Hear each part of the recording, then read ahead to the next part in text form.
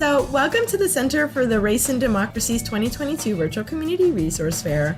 My name is Idrana Gonzalez Chavez, and I'm an intern and a sophomore at Arizona State University studying journalism and mass communications.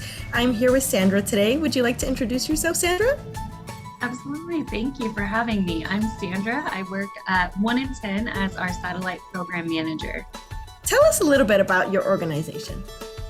So here at 1 in 10, we serve LGBT youth and young adults ages 11 through 24.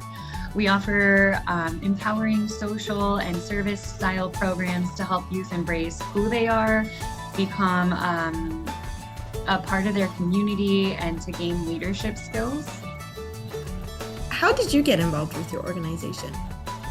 I actually had been, as a member of the LGBT community myself, I had followed on Instagram, had donated here and there.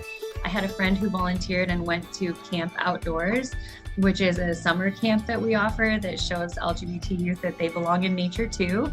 And, you know, the young camp thing that some of us got to do in elementary school, but this is like bigger, all the events, all the ages, and all LGBT folks. So I had heard about that because it is so empowering, and the person who volunteered loved it. And then I had been following along on Instagram and was ready for a career change myself. And the timing just fit in. They had a position available and I was available. So I applied, and I think it all aligned perfectly. I'm so excited to be on staff at 1 in 10. Oh. And how do volunteers get involved with the organization, and how do members of the community get involved? So there's a lot of ways that y'all can get involved. So yes, volunteering is one way you can get involved. There's different styles of volunteering here at 1 in 10. So we have episodic volunteering, like, oh, I have this group of people and we all just want to come in and volunteer this one time for this chunk of time. And then we have regular volunteers who volunteer once a week, either at the youth center or out at our satellites. And then we have volunteers who come in for camp and some of our bigger events. We have Fresh Brunch coming up, and we do an event for National Coming Out Day. So coming to volunteer for those bigger events is a way to get involved.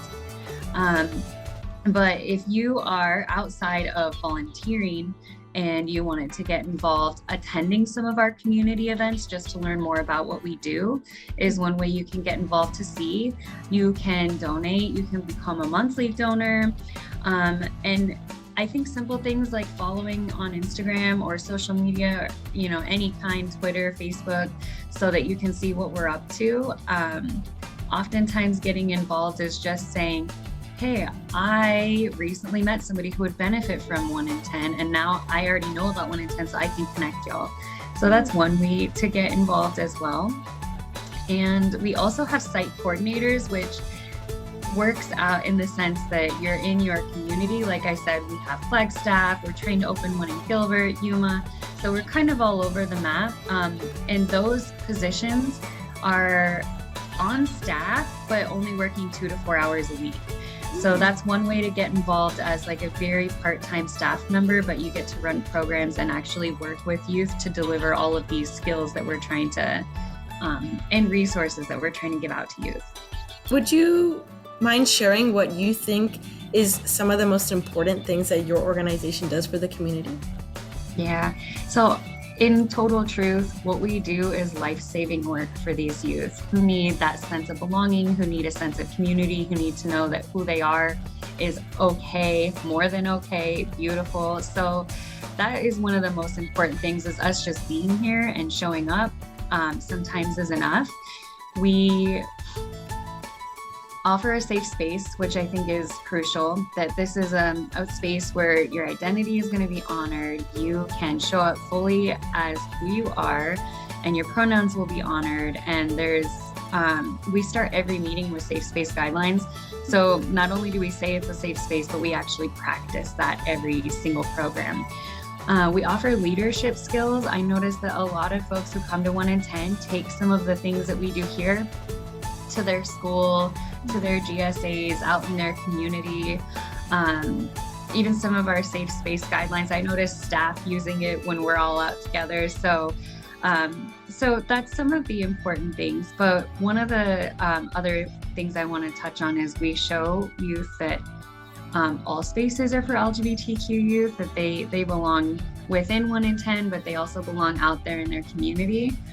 And I kind of already spoke about it, but Camp Outdoors, I haven't been able to experience it myself yet, but from everything I can gather and understand, it's a week-long life-changing event for folks too. The bonding, the community, the events together, all the memories they take away, and showing youth that they can be a part of nature, I think is really huge.